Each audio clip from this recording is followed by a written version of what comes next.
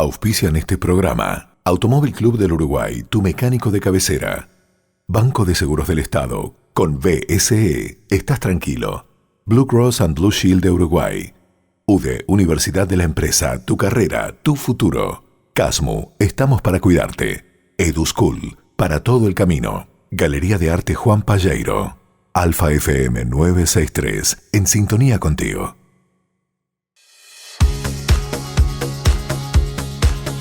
La Asociación de Dirigentes de Marketing del Uruguay tiene sumo orgullo en presentar Conferencias Memorables, una historia viva. La colección de oro de ADM. Haciendo que las cosas sucedan. En nombre de la Asociación de Dirigentes de Marketing les doy la bienvenida para retomar este ciclo que tiene como cometido traer conferencias, disertaciones propiciadas por ADM que se han transformado en conferencias memorables. Y es un honor para ADM recibir hoy al economista Ariel Dabrié. Contador, bienvenido. Muchas gracias, Naveira. Agradecido por la invitación a ADM, con mucho gusto. Pues es un gusto para nosotros. Usted es contador y economista, además. En realidad el título que tenemos todos, pastor y demás, somos casi de la misma edad, es contador público economista. Bien. Así que puede usar el título. Perfecto. Un servidor público por vocación. Esto lo definió así un grupo de economistas en un homenaje que le realizó la Academia de Economía. El economista Ariel Dabrié tiene una larguísima, una vasta trayectoria en el ámbito gubernamental. Fue director de la Oficina de Planeamiento en los dos gobiernos de Sanguinetti, en el gobierno de Jorge Valle también. Hasta el año 2005. En el ámbito académico ha sido durante muchos años profesor grado 5 del Departamento de Economía de la Facultad de Ciencias Económicas y Administración, y además es autor de varios libros que tienen que ver con su conocimiento y su pasión por la economía. Alguien me decía, y el presidente Sanguinetti lo dice fuera de micrófono y lo dice con micrófono abierto, si alguien sabe del andamiaje y el funcionamiento de un gobierno es Dabrié. Lo tomó como una cuestión personal ya, porque termina siendo también un servicio público, ¿no? Es decir, un servidor público, como decían algunos de sus colegas. Sí, en realidad, efectivamente es así. El doctor Valle en particular decía que él se identificaba y yo también éramos muebles a servicio del Estado. Estábamos ahí disponibles para cumplir el trabajo de servidor público. A usted le tocó además, ¿cómo podríamos decir? Lidiar con dos instancias muy, muy embromadas de la economía, porque en el año 85, más allá de toda la euforia del retorno democrático, ustedes se encontraron con plazos perentorios para resolver una situación económica acuciante. Veníamos de la crisis del 82, la caída de la tablita, el quiebre de la tablita, y después, obviamente, en pleno gobierno del doctor Valle, la crisis del 2002. O sea que esos sacudones, ¿qué recuerda de esos sacudones brevemente? Aquel 85, por ejemplo, porque creo que esto que tiré arriba de la mesa no es una cosa que se tenga muy presente. Y lo particular del año 85 era la acumulación de problemas. No era casi de conocimiento público, pero la deuda externa uruguaya estaba toda vencida porque al final del periodo militar no se había pagado. Entonces los acreedores habían dejado una especie de moratoria informal por 6 meses para ver qué hacía el gobierno. Bueno, si no, era un ultimátum embromado, ¿no? Sí, había que ver. Así que ustedes asumieron con ese ultimátum. Bueno, ese era uno. Otro eran los bancos, que de acuerdo con el informe de los economistas de todos los partidos, en su mayoría los privados nacionales estaban quebrados, y luego se observó efectivamente que a lo largo del año 85 quebró el Banco de Italia, que no estaba en el radar, luego el Pan de Azúcar, el Comercial, el Caja Obrera, y además había un déficit público muy importante, más del 10% del producto, y además los salarios estaban atrasados. Y habíamos asumido en la etapa intermedia entre la elección y que el gobierno asumiera el 1 de marzo del 85, un compromiso de gestionar todo esto con una mejora del salario real, con un Estado pagando. Pero la esperanza era que había márgenes porque había habido una caída muy importante y ante la desconfianza había habido una fuga de reservas y demás. Sí, y una inflación galopante, ¿no?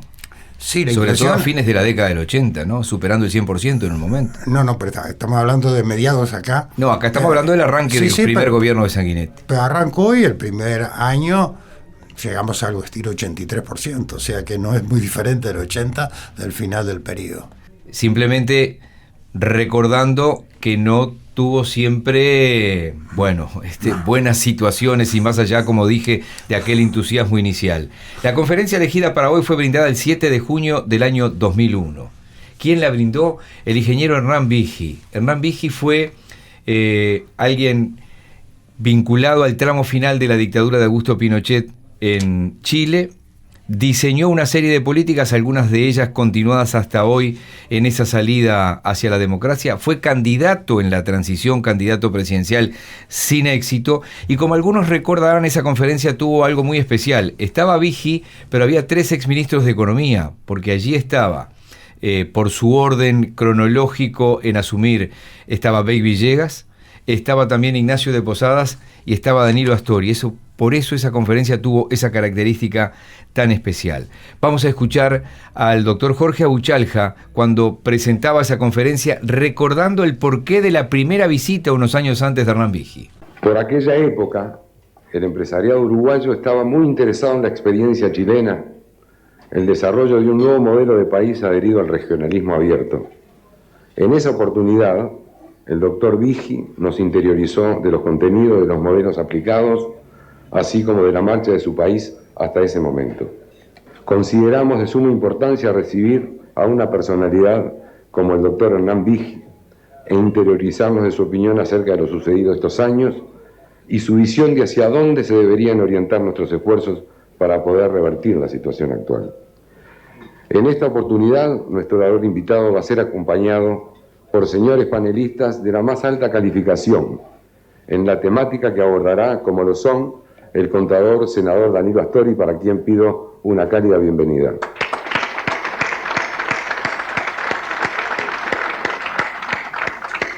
El doctor Ignacio de Posadas, ex senador de la República, ex ministro de Economía de nuestro país. Y el ingeniero Alejandro Bey Villegas, consultor internacional, ex ministro de Economía de nuestro país.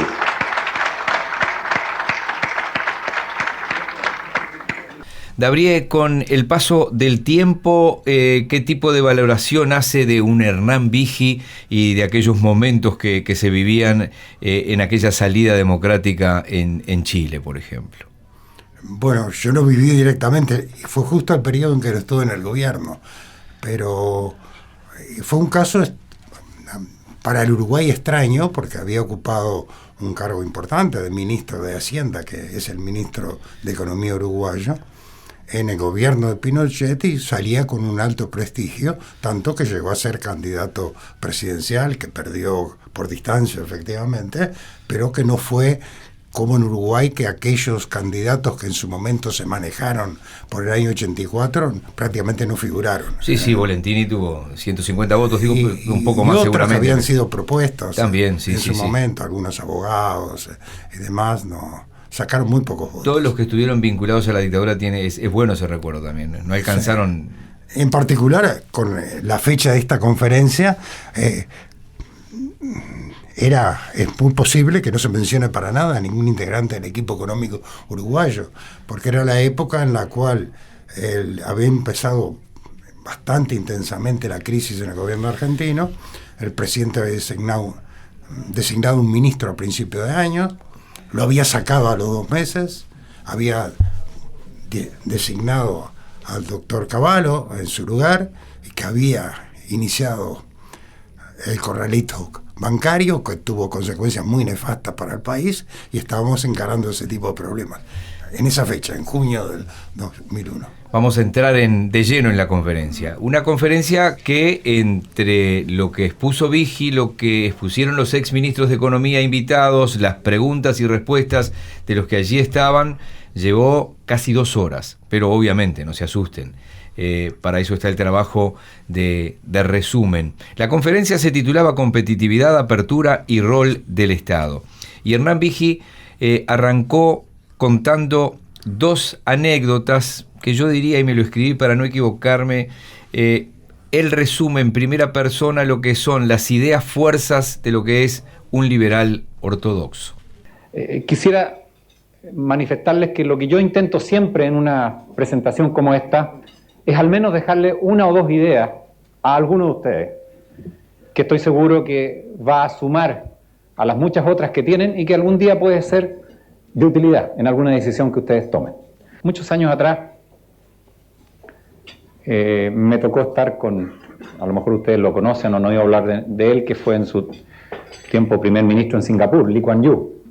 Y era un momento en el cual estaba en discusión en mi país, una discusión bastante cargada de temas ideológicos de la reforma previsional. Y uno de los puntos ideológicos difíciles incluso para mí era este planteamiento de que un sistema de reparto era más solidario, que había una base moral superior en un sistema solidario. Y recuerdo que ante una pregunta a este personaje, que algunos podrán pensar muy bien de él y otros muy mal, ¿no? Su respuesta fue: mire, ustedes los occidentales son muy especiales. En realidad, lo que ustedes estiman moral, como sentarse y juntarse un grupo de personas para hacer una ley de cómo le van a pagar sus pensiones cuando ustedes sean de mayor edad, sus hijos, eso en la cultura oriental sería inmoral. Sería absolutamente inmoral que nosotros le pusiéramos una carga de esa manera a los que vienen. Lo moral sería que nos juntáramos e hiciéramos el esfuerzo para poder, de alguna manera, responder por lo que nos va a venir en los años en que no tengamos la capacidad de trabajar. Realmente para mí fue algo que me dejó una semilla. Y en otra área muy distinta y mucho más complejo, y no lo puedo explicar tan simplemente, fue cuando me encontraba en una dificultad que muchas veces se encuentra en nuestros países cuando reforman, y es ver que se abren las economías, se inicia un proceso dinámico de progreso, y sin embargo no hay ahorro. Y de alguna manera tenemos que depender de ahorro externo para las inversiones, y a veces dependemos demasiado de ahorro externo, y se dice, bueno, es que nosotros no servimos para ahorrar, somos muy pobres para ahorrar. Y cuando uno mira países como los del sudeste asiático, o la tasa de ahorro en un país como China, que son bastante más pobres que nosotros, no es cierto, no puede ser, no es por nivel de pobreza, de hecho es al revés. Si uno es más pobre está más dispuesto a hacer el esfuerzo. Y entonces, pensando qué elementos podían confluir para este tipo de cosas, y como les digo, esto fue una cosa distinta, no tiene tal trasfondo moral, pero mucho más técnica. La verdad es que tuve la oportunidad de conversar en un seminario con un americano destacado que me hizo todo un análisis de los impuestos y sus efectos, y en especial del impuesto a las corporaciones y sus efectos en la asignación de recursos y en el ahorro, que me ayudó a tomar ciertas decisiones en Chile en un momento que creo que fueron útiles para lograr que Chile aumentara su nivel de ahorro y viera en forma importante resolver lo que parecía una etapa imposible de pasar en nuestras reformas, que después de un pulso inicial no se lograba la masa crítica para generar el crecimiento en el futuro. Curiosamente, hace pocas semanas atrás me tocó ver unas declaraciones del actual ministro de Hacienda o secretario del Tesoro americano que tocan justo esos dos puntos. No sé si algunos de ustedes las han visto, obviamente no creo que tenga la capacidad de llevarlas adelante, ¿no? Pero opiniones formales de quien es secretario de Hacienda de un país como Estados Unidos, dichas por la prensa. Dijo, mire, yo creo que hemos dado un paso importante con este cambio de impuestos, reducción de impuestos, pero yo estimo que el paso que debiéramos dar es eliminar el impuesto a las corporaciones. Léanlo, lo dijo es un impuesto tremendamente negativo, tiene una serie de distorsiones enormes, y la verdad que para el futuro sería importante poder hacerlo. No creo que lo haga, pero lo dijo. Y la otra cosa que dijo, que también encontré interesante, que está relacionada con esto mismo que estamos hablando, a propósito de los programas se llaman Medicare, Medicaid, o sea, estos programas de ayuda a las personas de mayor edad, decía, mire, lo que no podemos hacer es generar reglas de modo que, al final, personas que son perfectamente capaces y que han tenido una vida productiva, se sientan que no tienen la responsabilidad de generar las bases para cuidar de ellos mismos cuando lleguen a el momento de dificultades. Las dos cosas juntas, dichas en un mismo titular por un ministro, hay que atreverse. Yo la verdad es que no me atrevería. Veo difícil atreverse a decir cosas como esa. Eso está detrás de mi mente. Quiero que lo entiendan, porque es importante para explicar lo que voy a comentar después. Esto es Conferencias Memorables, la colección de oro de ADM. Son cosas que yo no me haría decir, dice Vighi en esa parte de la conferencia, citando, por ejemplo, al secretario del Tesoro en ese momento de los Estados Unidos. Es cuando él en la conferencia dice, habló incluso de quitar algún peso de los impuestos a las grandes corporaciones, que pasó después con Trump, muchísimos años después, ¿no? Era levemente gracioso porque él decía, son cosas que yo no me haría decir, pero pone en boca de nada más ni nada menos que lo que viene a ser el ministro de Economía de Estados Unidos alguna de sus ideas fuerzas. ¿Usted se veía o se ve muy lejos de esas ideas, o aquel gobierno de Sanguinetti de aquel momento estaba muy lejos de ese tipo de propuestas? No estaba tan lejos, pero no coincide. El doctor Vighi en realidad comentó las dos anécdotas, y además mencionó que había una tasa de ahorro muy baja en nuestros países. Y eso sí es un detalle que identifico con Uruguay. El primer tema hacía relación con que las valoraciones de las políticas sociales eran distintas según las culturas, y entonces lo que podía resultar altamente solidario y bien visto moralmente, para un asiático era altamente inmoral. Para poner el punto de vista que tal vez nuestros programas de solidaridad, que le damos mucho peso, no son tan importantes porque dependen de visiones, que a veces tal vez para algunos son malignos, no importantes. Sí, bueno, sí. Yo no acompaño esa posición, decididamente no, y eso explica en parte que la reforma jubilatoria de años antes del 2001, pero entre las dos conferencias del doctor Vighi, no está sobre la línea chilena. En aquel momento tuvimos dificultades muy serias con organismos internacionales porque entendía que nosotros no nos animábamos a hacer algo como los chilenos. Y él habla de pasos más largos y Uruguay más moderado. Bueno, no es así. Nosotros le aclaramos y tuvimos conflicto con el Banco Mundial. Varios años rompió relaciones con nosotros porque le decíamos que estaban equivocados. Nosotros estábamos convencidos que no había que hacerlo de los chilenos, que había que hacer un sistema que privilegiara un componente de ahorro, considerando la baja tasa de ahorro, en eso estoy de acuerdo con el doctor Vighi, pero que era conveniente sostener una parte muy importante de un componente de reparto que atendiera sobre todo bajos ingresos. Y en la definición que dimos en aquel momento eran menos de 5.000 pesos del año, que son 72.000 pesos de ahora, que no son tan bajos, pero digamos el tramo inferior de la distribución de ingresos. Sí, sacudió un poco ese ejemplo que puso del lejano oriente, porque como que hay, me acuerdo de comentarios después de esa reunión, dice, si se aplicara una cosa así, mucha gente quedaría fuera del sistema. Obviamente, y el sistema chileno, de hecho, luego de esa conferencia, tal vez el doctor Vighi lo reconsiderara, porque empezó a encontrar problemas, porque en la medida que se había optado todo por un sistema de ahorro, los que no aportaban, los que estaban en negro, los enfermos, los que tenían bajos ingresos, no tenían jubilaciones, y entró en severo cuestionamiento el sistema, tanto que hasta hace 3 o 4 meses se pensaba que podía desaparecer. Extrañamente, junto con el rechazo de la reforma constitucional, vino un renacimiento y salió un movimiento con mi dinero, no, algo por el estilo, que ha hecho reverdecer un poco los laureles, pero el sistema ese como está, lo empezaron a cambiar, avanzando hacia el lado uruguayo. Exactamente. Poco después de que haya la conferencia del doctor Vighi, y ahora se está hablando de hacerlo avanzar más hacia el lado uruguayo. Es momento de una primera pausa y vamos a ir avanzando en la conferencia de Hernán Vighi y con la participación de los exministros de Economía que ya les mencionábamos. Esto es Conferencias Memorables, una historia viva. Esto es Conferencias Memorables, una historia viva. El gran encuentro político-empresarial y sus protagonistas más recordados. Retomamos la conferencia de hoy, que es la de Hernán Vighi. en el 2001. Con nosotros el contador Ariel de Abrié. Y vamos a empezar a sumar a los exministros. El primero que habló en ese momento era el entonces senador Danilo Astori, que después obviamente fuera ministro de Economía, vicepresidente de la República. Doctor Vigil, yo me voy a referir muy brevemente a uno de los que usted llamó los presupuestos de su intervención, sus sentimientos iniciales. Y refieren a la siguiente situación.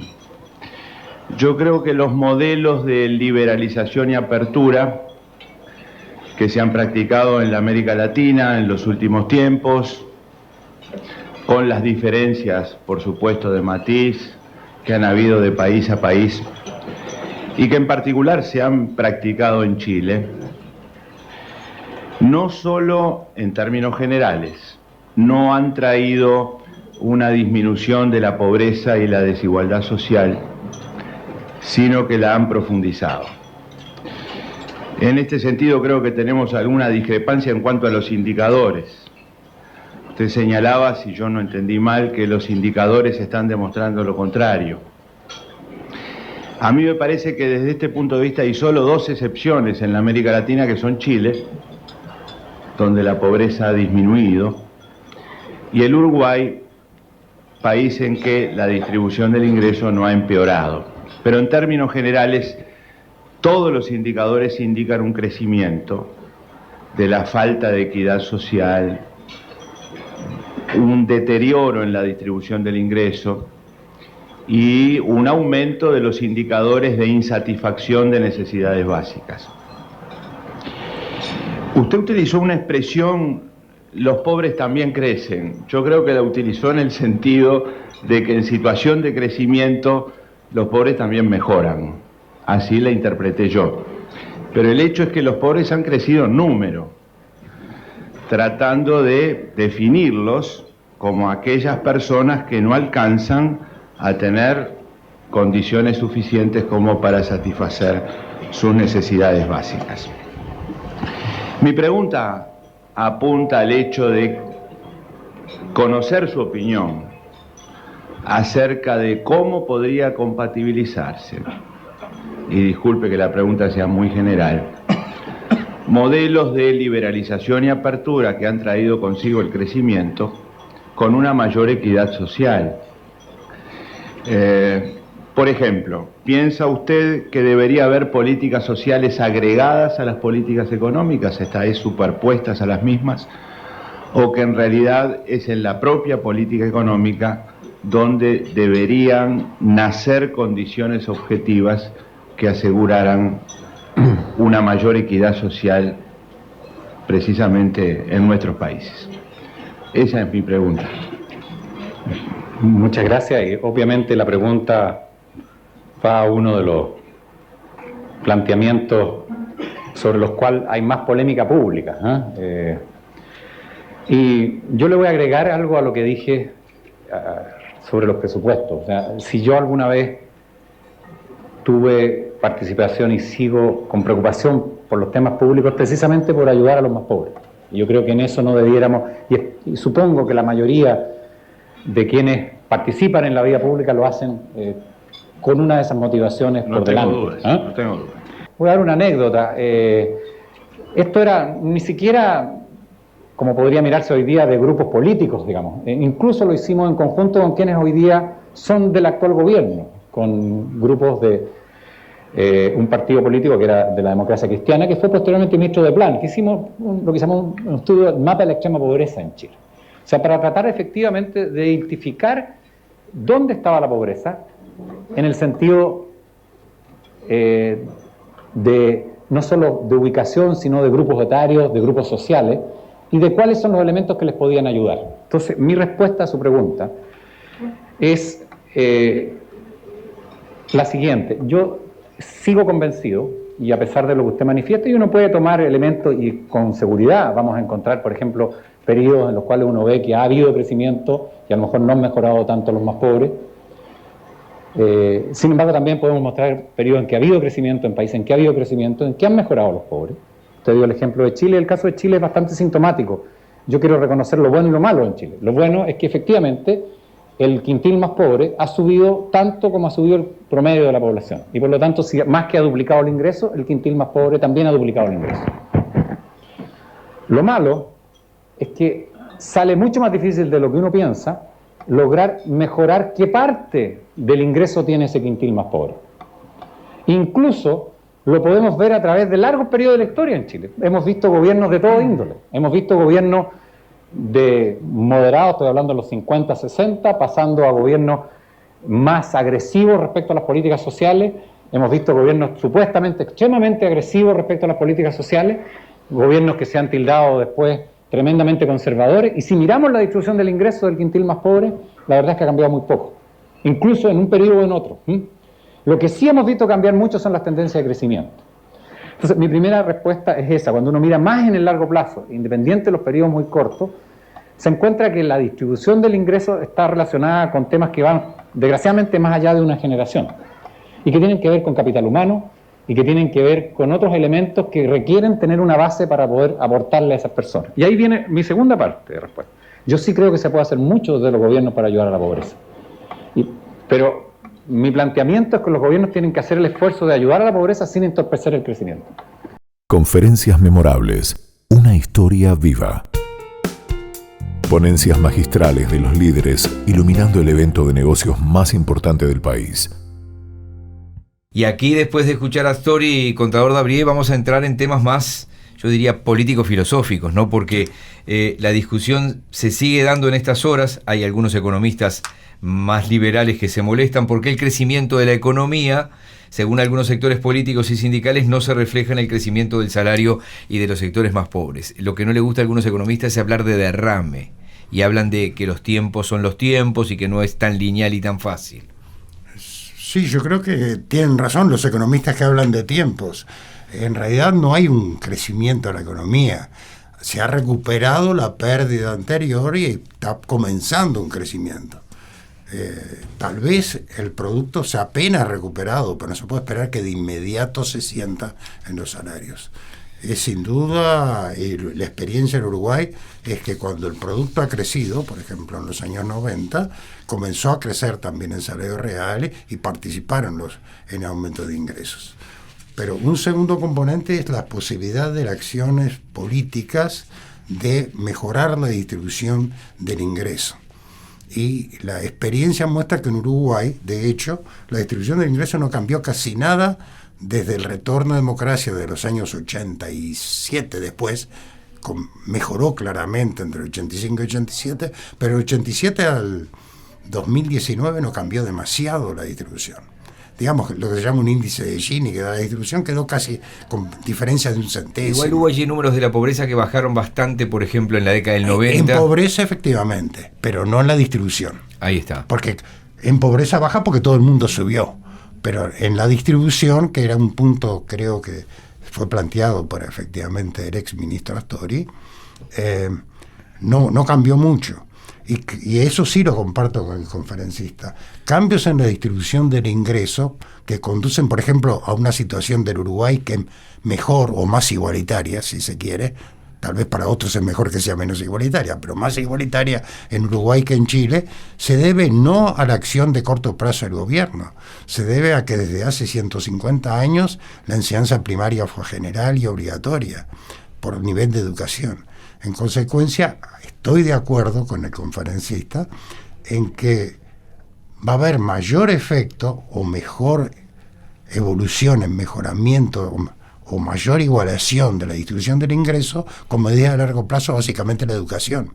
Y por eso es que considero que en la actualidad el tema más importante no es el previsional, es la mejora de la educación. Si se quiere, en términos llamados de reforma de educación y no reforma de seguridad social. Sí, que son las dos grandes reformas que están ahí. Ahí está, pero pienso que hoy es más importante. La prioridad es la reforma, la transformación educativa que le dice. La transformación educativa es lo más importante.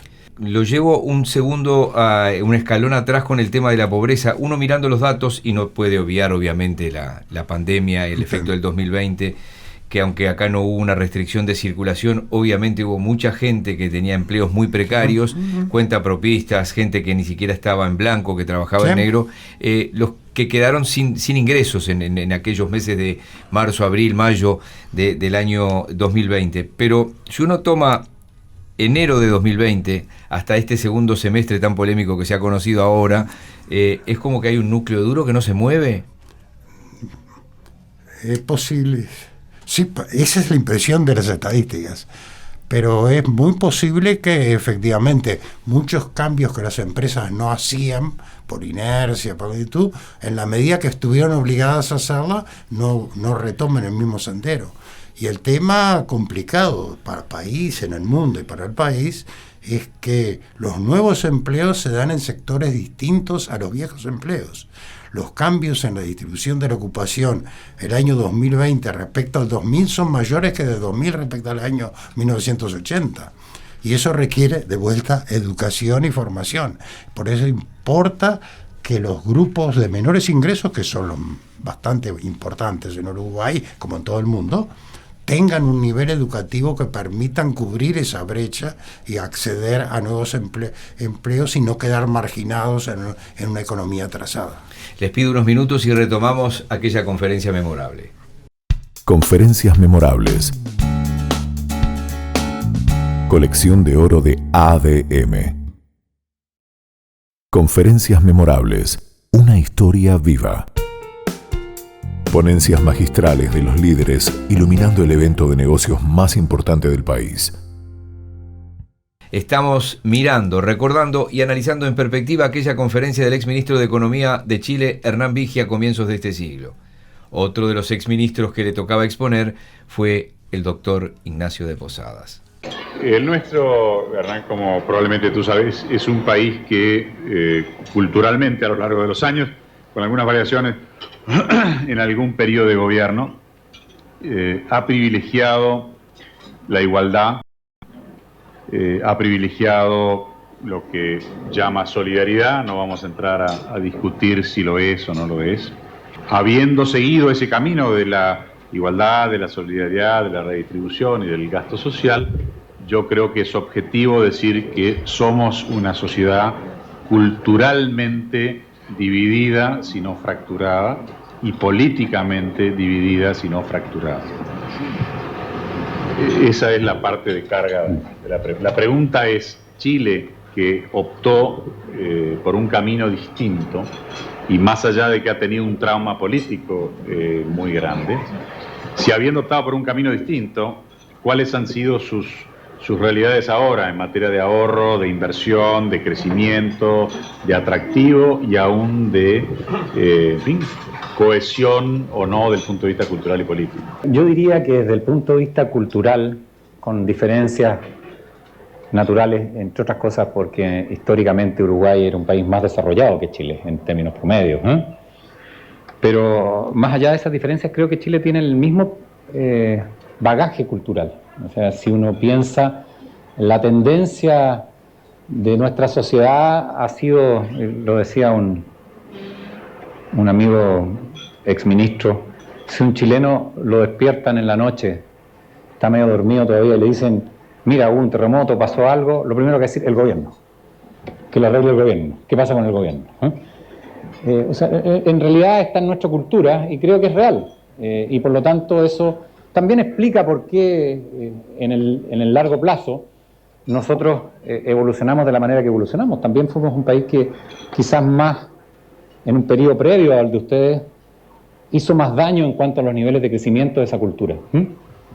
Y más daño lo digo desde el punto de vista de crecimiento. O sea, no estoy aquí, y por eso manifesté al principio mis presupuestos. Las condiciones fueron distintas en mi país. Por lo demás, todos nuestros países pasaron por tramos políticos, unos de una manera, otros de otra, digamos. Pero efectivamente, como lo manifesté, creo que por razones que también tienen que ver con nuestra propia historia, y al final yo creo que la historia siempre la escriben la mezcla de las circunstancias y las personas. O sea, hay una especie de azar ahí, digamos, que no es todo determinado, pero tampoco es todo puro azar. Y esa mezcla de circunstancias y de personas llevó a que fuéramos un poco más agresivos en una cantidad de cambios que en un momento fueron tremendamente discutidos y que, como todo cambio, es muy difícil, pero quizás porque estábamos ya muy mal, porque habíamos llegado a un punto muy complicado, fue posible hacerlo.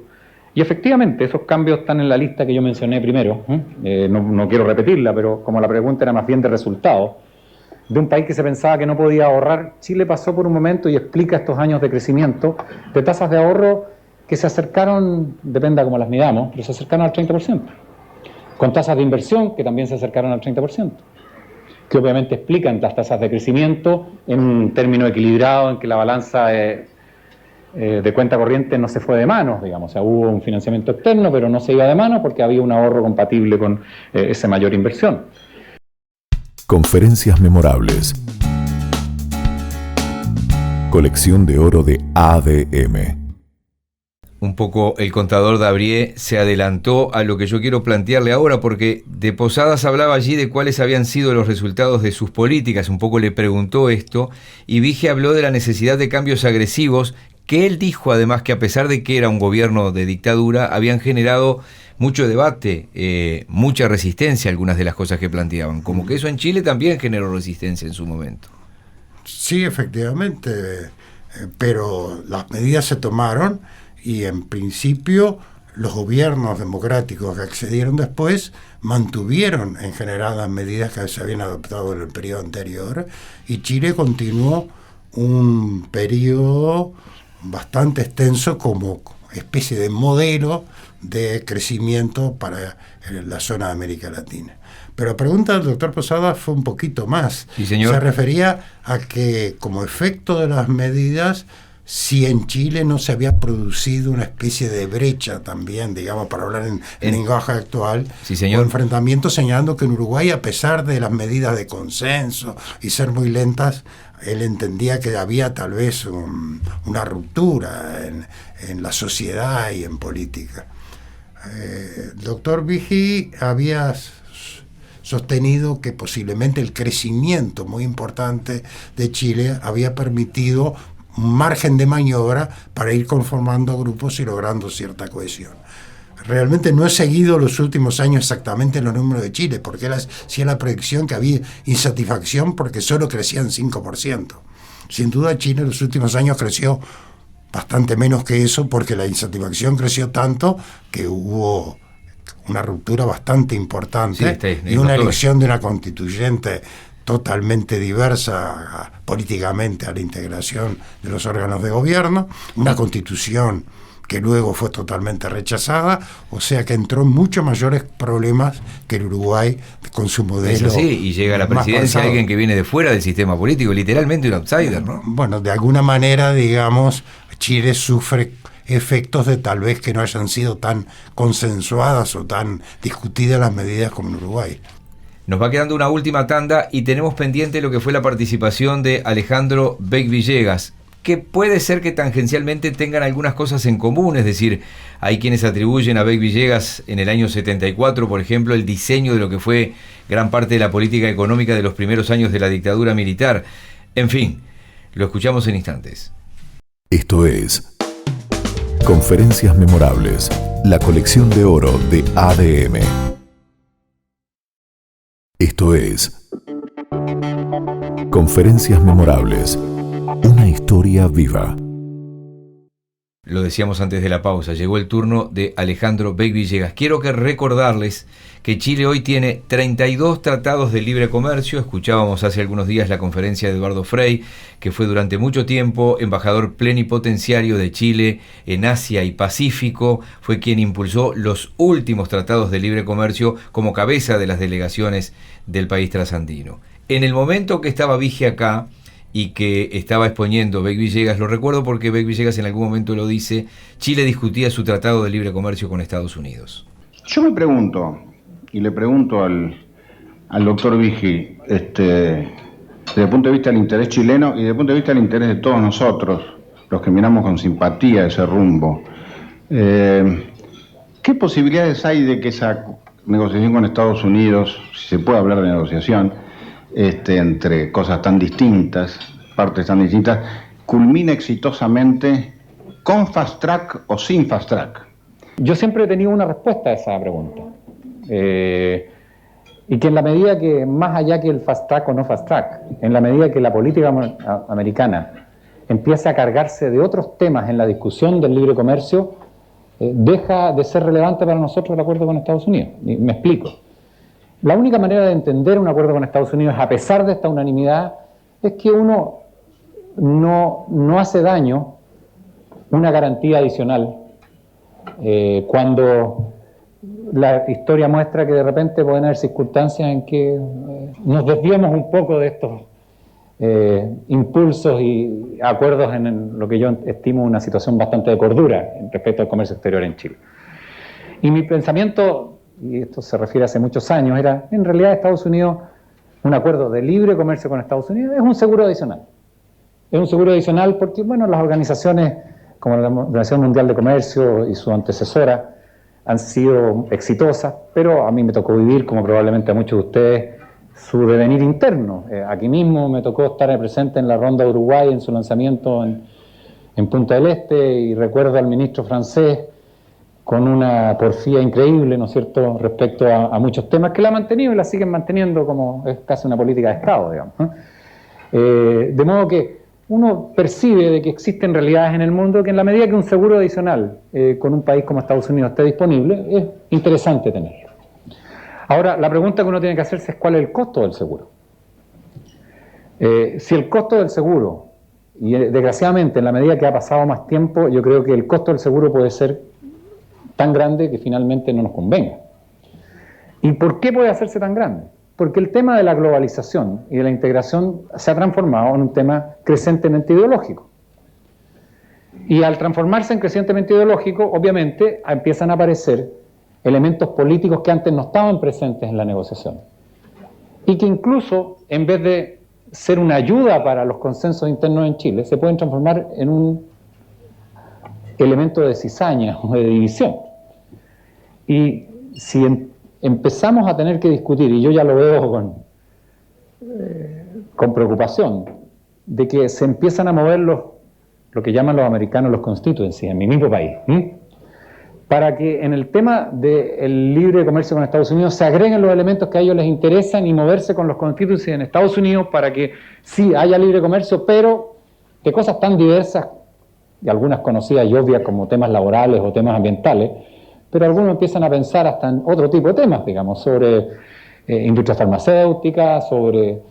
Y la lista, la verdad es que no quiero reírme de nadie, pero alguien en la prensa salió a mi país diciendo que había que tener cuidado sobre... Hay una discusión que se llama la píldora del día después en Chile, que somos bastante conservadores en ese sentido, me digo, la nulidad es nulidad y no divorcio, digamos, y la píldora del día después, existe una discusión si es constitucional o no.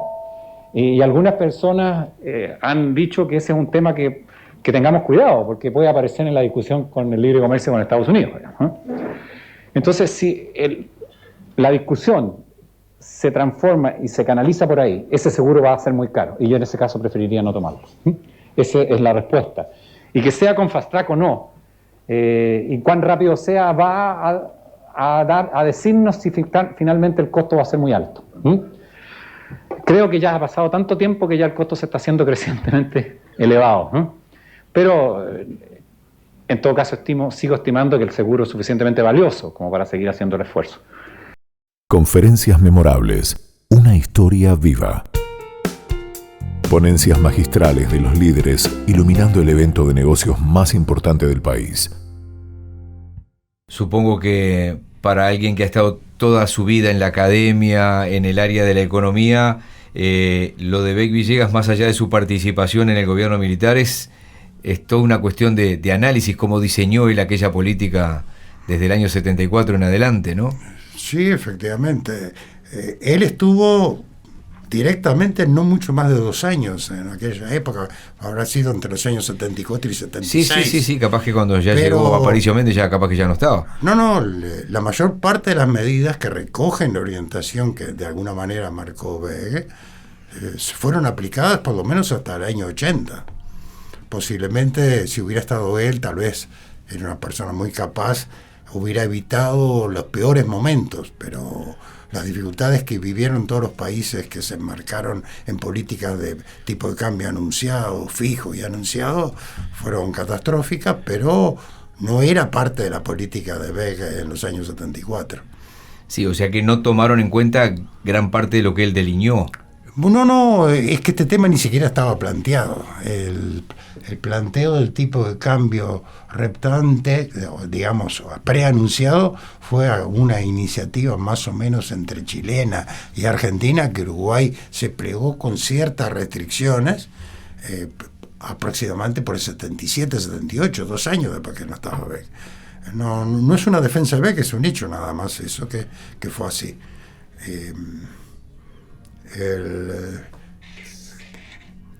Sobre esos hechos de ese periodo no puedo decir más nada. No sé si sobre la consulta y la respuesta. Sí, por favor. La respuesta plantea de que cuando se trata de negociar con el exterior, puede ser conveniente por el negocio en sí mismo, y lo plantea como una garantía de apertura externa tener un acuerdo con un gran país como Estados Unidos.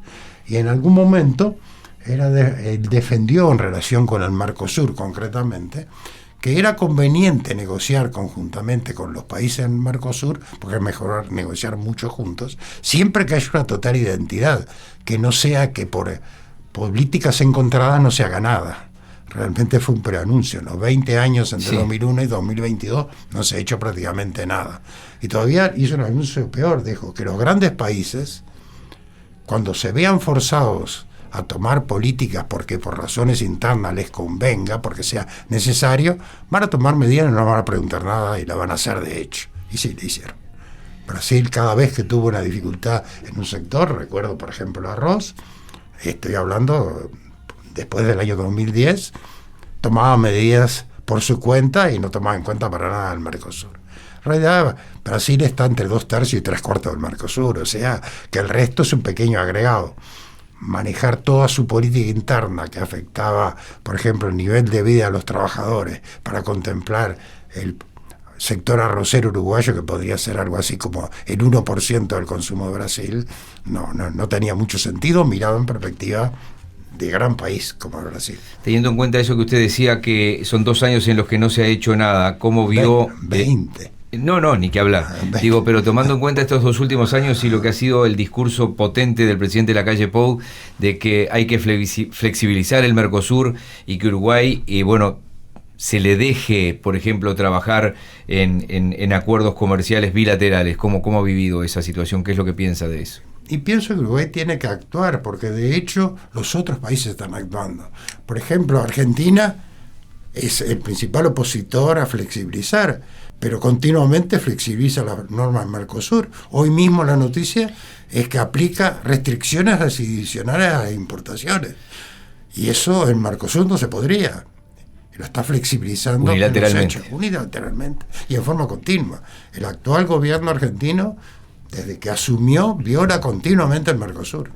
Lo otro que a veces va de suyo y es bastante obvio, y que si uno lo subraya lo hace para que se destaque, cuando se tomábamos estas conferencias de ADM, que hubiera un exministro del Partido Nacional, un exministro como Beck Villegas, un senador y un referente de lo que fue después el horcón del medio, digo yo, de la política económica de los 15 años del Frente Amplio, como Danilo Astori, que aceptaran a sentarse a la mesa con Hernán Vigi, que venía obviamente de delinear la última etapa de la política de Pinochet. Sin duda los tres privilegiaron o priorizaron lo que podía dejar aquella conferencia, ¿no? Eso habla bastante también de un país que en algunos aspectos seguimos teniendo. Sí, y que es bueno seguir teniendo. Que es una de las ventajas relativas frente a quienes no tienen ese diálogo interpartidario, y tratando en lo posible de un tratamiento respetuoso y con no solo boca abierta enunciando lo que uno sostiene, sino oídos muy abiertos para oír los argumentos y las razones que todos lo pueden tener en cada caso. Ariel, usted decía las noticias de última hora. Lo veo enganchado con las noticias como hace 15, 20, 30, 40, 50 años, siempre está ahí todo el tiempo. Se está informando todo el tiempo. Tengo la prensa de hoy en el portafolio. Contador Ariel Dabrié, en nombre de la Asociación de Dirigentes de Marketing, le agradecemos mucho. Le cuento a la gente que nosotros hemos pasado una síntesis muy breve de lo que fue esa conferencia Hernán Vigi, pero el propio contador Dabrié la vio entera, la repasó entera como un deber que se autoimpuso y que habla de una actitud muy responsable que mucho le agradezco. Muchísimas gracias. Muy amable, Nogueira, con mucho gusto.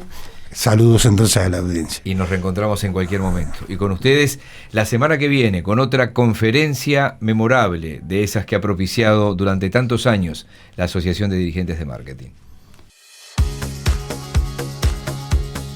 Hasta aquí. La Asociación de Dirigentes de Marketing del Uruguay presentó Conferencias Memorables. Una historia viva. La colección de oro de ADM. El gran encuentro político-empresarial y sus protagonistas más recordados. Colección de oro. ADM, haciendo que las cosas sucedan. Auspiciaron este programa. Automóvil Club del Uruguay, tu mecánico de cabecera. Banco de Seguros del Estado, con BSE, estás tranquilo. Blue Cross and Blue Shield de Uruguay. UDE, Universidad de la Empresa, tu carrera, tu futuro. Casmu, estamos para cuidarte. EduSchool, para todo el camino. Galería de Arte Juan Palleiro. Alfa FM 963, en sintonía contigo.